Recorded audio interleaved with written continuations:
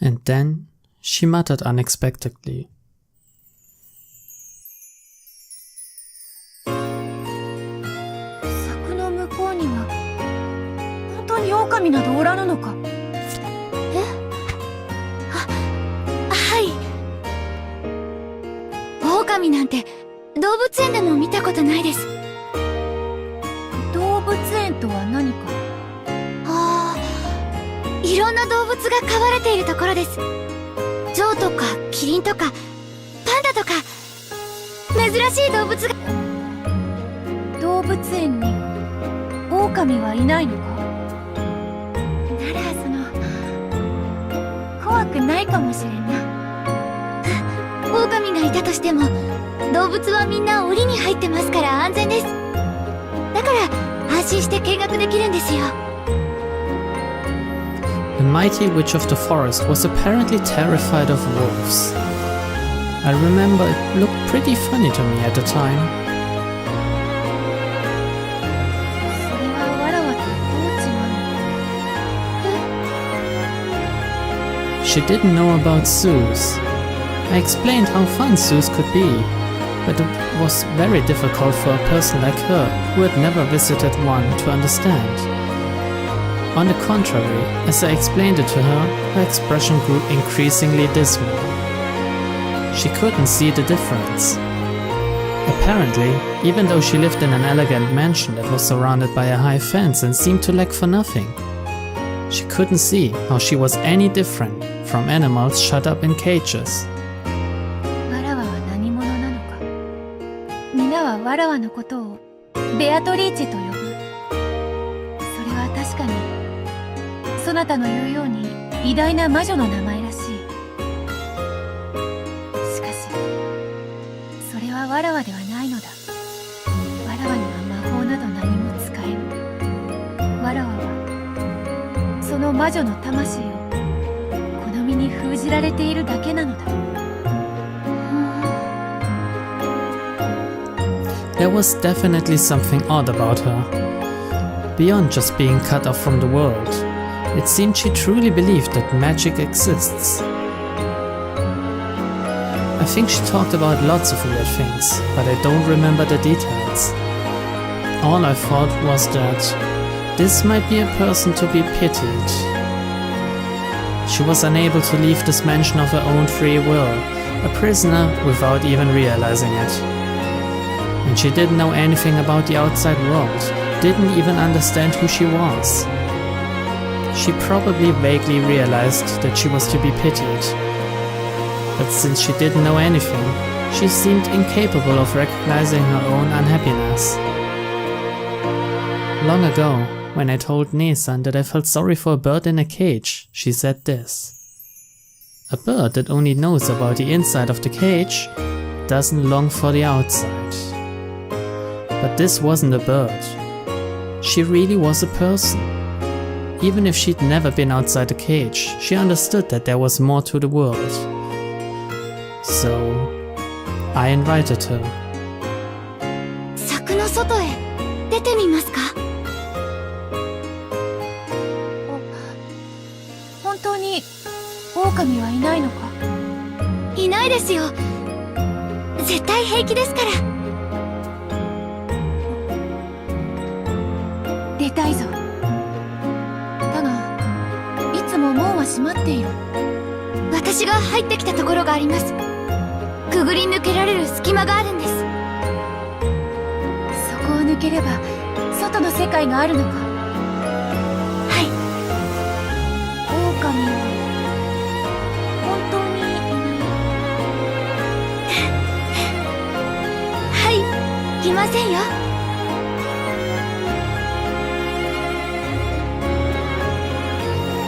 I'd only planned on inviting her to go on a short walk, but she kept looking over her shoulder at the mansion, as though she was seriously worrying over the decision. Then, I learned what she was preparing herself for.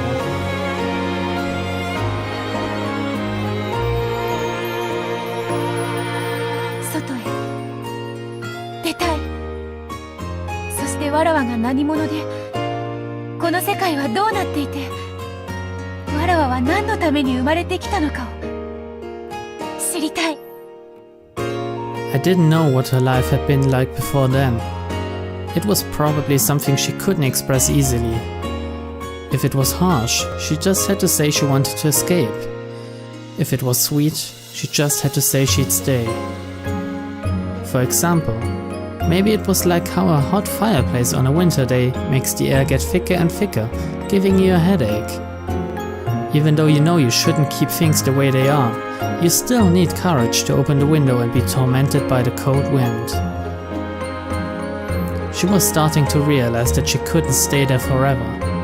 She was starting to realize that she had to go outside someday.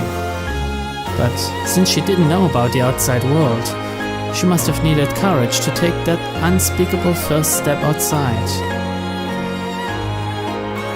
And despite that, she had made her decision. She'd voiced her decision to go outside, a decision she was probably making for the first time in her life. I hesitated for a moment. Father had decided that she should live here. She was like Father's beloved bird in a cage. If I just let her escape, Father might scold me harshly. 見たい。え？何を？動物園が見たいのだ。I was just a little surprised when she finally gave me a gentle smile. Could that have been a far-sightedness brought about by her decision to venture out from her cage? It was a smile so gentle, I couldn't imagine that it had come from that once dark face. そなたと話すと知らないことばかり出てくる。わらわは学校なるものもわからぬし、動物園も知らぬ、映画館も知らぬ、遊園地も知らぬ。そしてそれを知りたいと心の底から思う。そなたはわらわをそこへ連れて行ってくれるのか。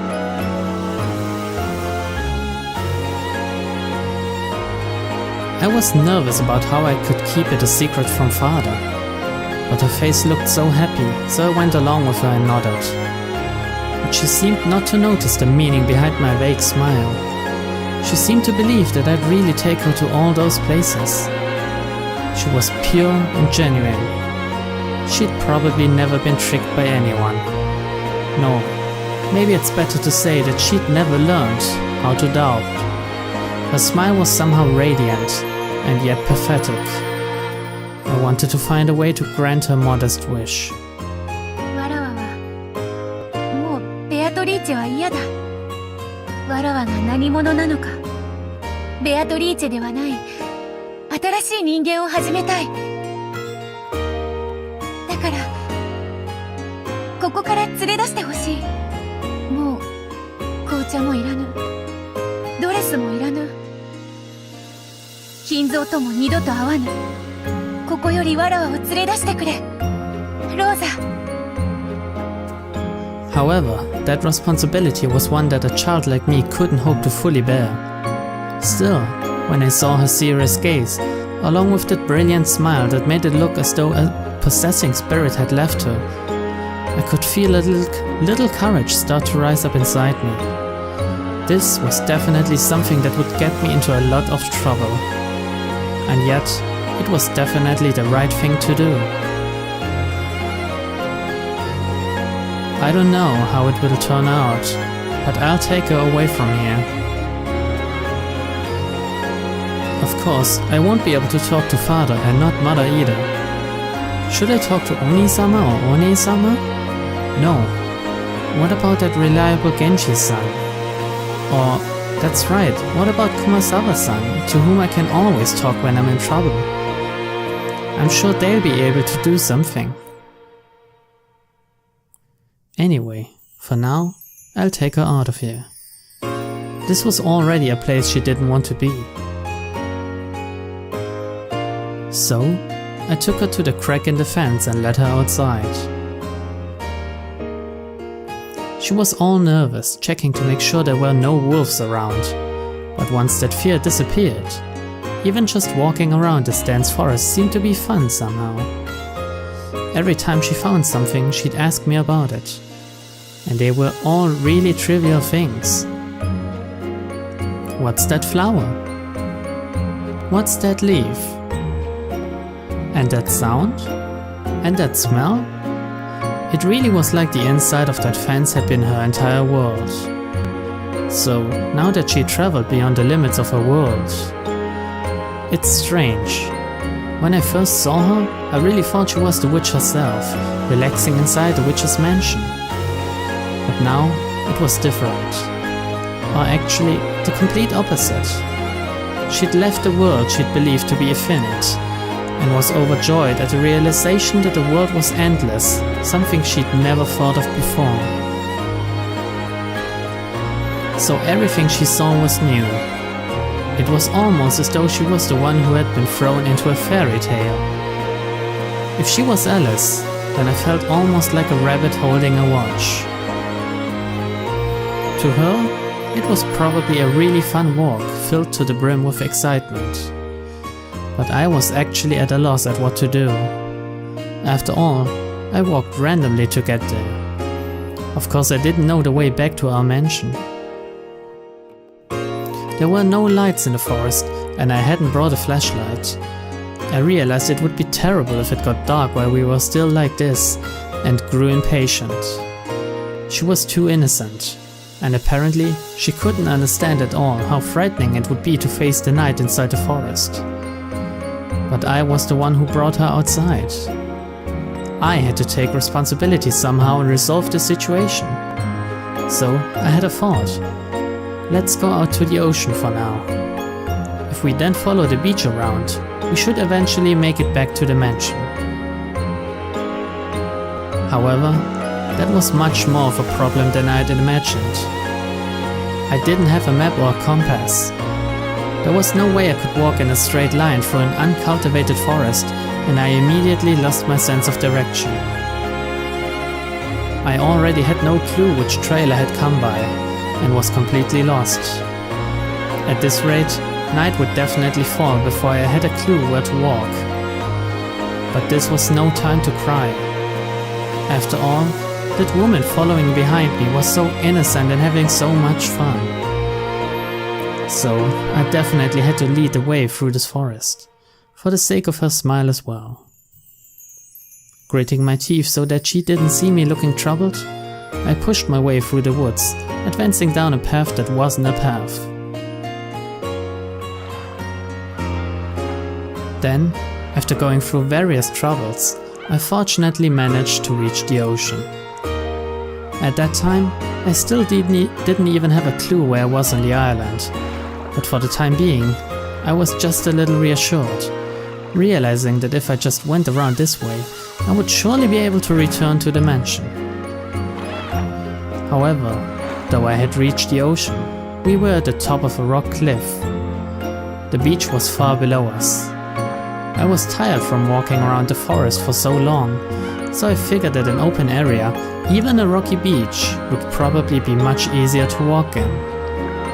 So I suggested that we go down that rocky cliff somehow. It looked pretty dangerous, but I figured there was no other way.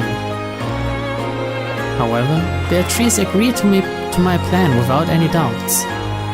Even though she was probably older than me, she meekly obeyed, almost as though she was some kind of chick who thought I was her mother. I searched to see if there was some part of the cliff I'd be able to get down. Then, I found a place where the cliff had fallen over and made a slope. It looked a little dangerous, but if I went down using both hands and both legs, like I was crawling, I thought it would probably be okay. ここを降りましょう。気をつけないと危ないけど、とにかく海岸に降りて、あとは沿って歩けば、もう迷わずに済むと思うの。ローザがそうするのならそうしようぞ。わらわは迷うとやらも楽しいぞ。とても愉快だ。She really had no sense of danger. There was probably no doubt that she'd lived a life without discomfort. Even though she knew it could get dark when night fell, She couldn't imagine how dangerous the inside of a forest could be without a light. Furthermore, it seemed that she couldn't grasp at all how dangerous it might be if she fell from the cliff. I warned her repeatedly to be careful. I cautiously examined our potential route down. It seemed to be quite a long drop. I think it might have been about 10 meters down. If you looked at it from the bottom up, it would probably have looked shorter than the roof of the mansion. But looking from the top, it felt almost like staring down from the observation room on Tokyo Tower. But Beatrice still appeared to be completely without fear.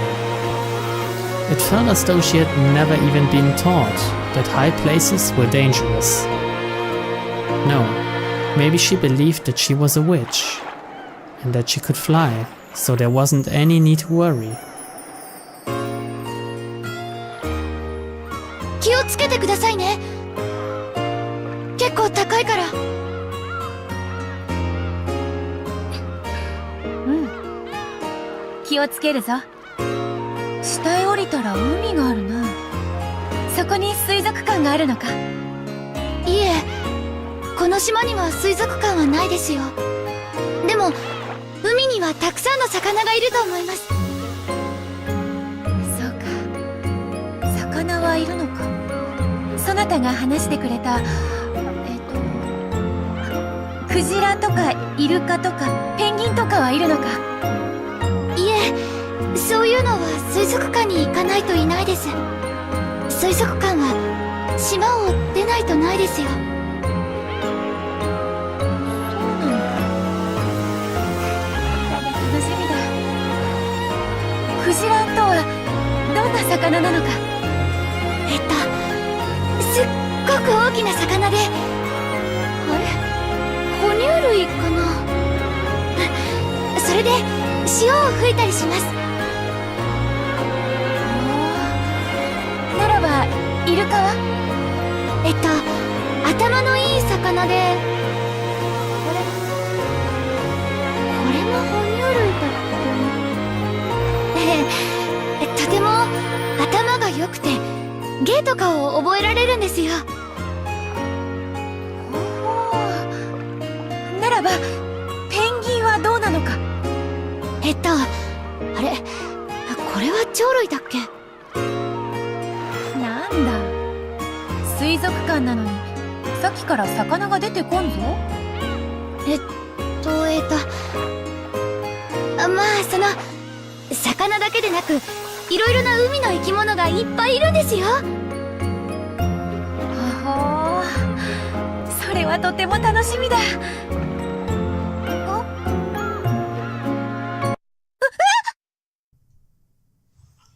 She let out what might have been a funny, rushed and short cry. No, it was probably a scream. It came right out of the blue. Her body separated from the cliff and silently fell. I immediately wanted to say something to her. I wanted to say, "Didn't I tell you to be more careful?" It was the fault of a child. It was how a child immediately gets mad when something bad happens, trying to find an excuse to show it wasn't their fault. Of course, I said it out loud. "Are you okay? Didn't I warn you over and over?"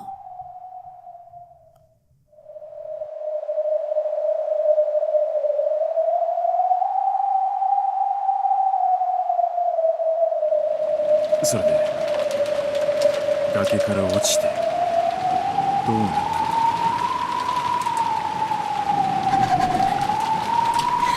彼女はどうしたんだ、ローザ。Rosa fell silent. Her gaze dropped to her feet, as though she was seeing through the floor into some disgusting memory. 死んだ。なんで？ Eva's brutal words were the ones Rosa had most wanted to avoid, and when she was hit with them, she screamed in resignation. 死んだわ！岩浜だったもの。尖った危険な岩がたくさんむき出しになっていた。目を見開いたまますごい血が溢れ出して、たちまち真っ赤な絨毯を広げていった。声をかけたわ、揺さぶったわ。でも彼女は返事はおろか瞬きすらも。私が悪いのよ。彼女はドレス姿だったのよ。あんな動きにくい格好なのを知っていたのに、私が壁壁を降りようなんて言ってしまったから。彼女はすごい素直だったから、私の言うことに何の疑いもせずに従って。いつまで死んでいるつもりか。いい加減に目を覚ませ。まったく、わらわの預かり知れぬところで勝手に肉塊に姿を変えようって。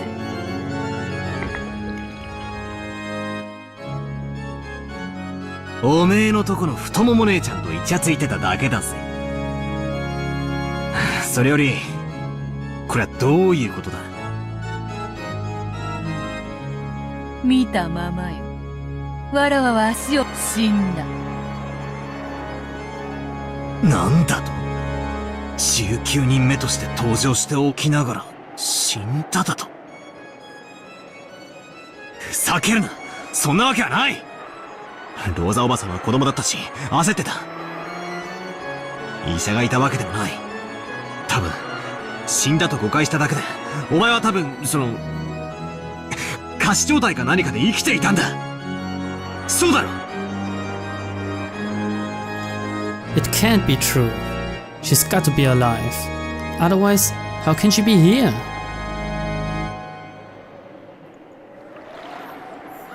The kid-aged Aunt Rosa shook Beatrice's body, crying. I stared into that face too, but her eyes were still open and it really was a corpse. I wanted to dodge the issue by saying something vague like she must have been playing dead. But no matter how I looked at it, it didn't look fake at all. It really did look like she was dead. Beatrice had fallen upside down from a cliff of that height, and her head had smashed against the pointed tip of those sharp rocks. Yeah, you probably would die after landing on those rocks from that height. But I couldn't accept it. No matter how dead she looked, she had to be alive. Then she went on to become this damn irritating witch. That makes all the inconsistencies fit. Grandfather must have kept her confined constantly in a hidden mansion. Then, to take revenge for that, she committed several atrocious murders. Aunt Rosa probably just mistakenly thought she was dead. But she was actually alive, and as soon as Aunt Rosa left, would miraculously breathe again. Then, she somehow lived on until today, and opened the curtain on her revenge drama. Otherwise, the facts don't fit together. そう簡単には騙されねえぞ。赤で復唱できるか。確かに死んだと。どうせ生きてるんだろ。見え見えだぜ。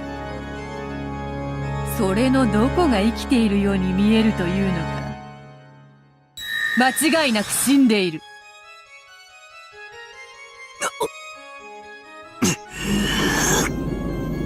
My theory that the 19th person was grandfather's mistress, a human Beatrice, had been defeated.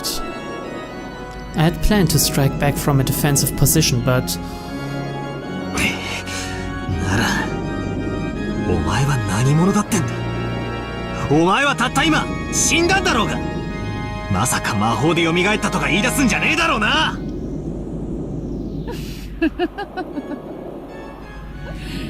すでに説明したと思うがな。そこに倒れているわらわは確かに魂はわらわだが、その体はわらわをうつしおへつなぎ止めておく肉の檻に過ぎなかった。そしてその肉の檻がこうして壊れた。それがどういうことかわかるか？もうさっぱりだぜ。好きなだけ魔女っ子トークに興じろよ。チャカの代わりに聞いてやら。なんだ、空っぽか。おい、紅茶のおかわりを頼むぜ。ロノウェ、客人が紅茶をお望みだ。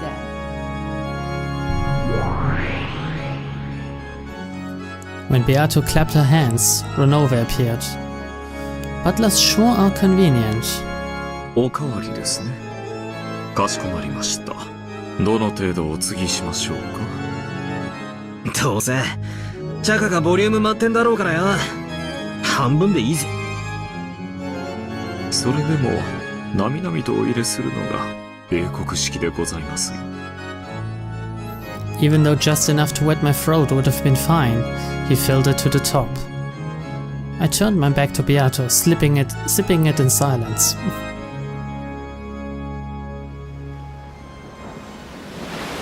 ちょっと目を覚ましてよ、ベアトリーチ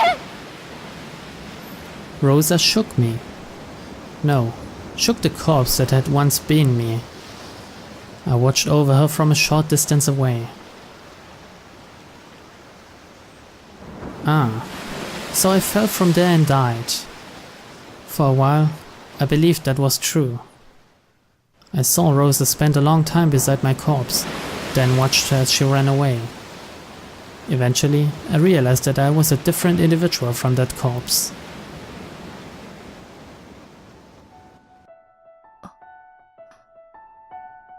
そう、わらわは、わらわか。ようやく、金蔵の戒めから逃れられたのか。Eventually, I felt the memory returning. The fact that I was an endless witch who had lived for 1,000 years. Then, I remembered that I had been summoned by Kinzo, and that I had been imprisoned by him for a long time.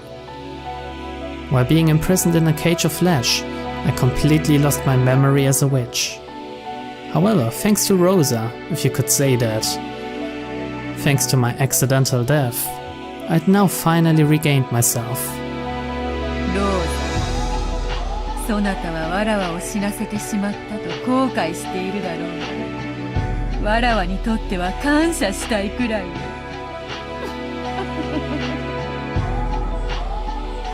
I couldn't see Rosa anymore. Did she go to call a doctor? Or was she so terrified that she ran away? It no longer matters. That soulless shell no longer has any value. And yet, I'm so frail now.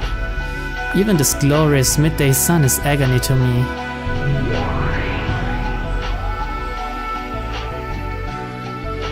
I destroyed my human form. Then, I changed it into several gold butterflies. Yes, with my magical power, as frail as it is now, this form is easier to maintain. To escape even a little from the light of the sun, I rode the wind and gently flew up the side of the cliff. It would probably be a bit cooler in the forest. Anyway, I'll take some time to recuperate and regain my former power, as I ponder how to make Kinzo pay up all he owes me. Dancing alone through the air, I look down at the shore one more time. On the rocky shore lay the figure of what had once been me, the figure I would eventually regain. To regain the form of that physical body I had thrown away, it would probably take more than 100, 200 days. And it might require 1,000 days, or perhaps even more. However, I am the Endless Witch, the Golden Witch who has lived for 1,000 years. Waiting any countable number of days would be no problem. Oh, Kinzo. Regret that you are not here now. No longer will you be able to capture me.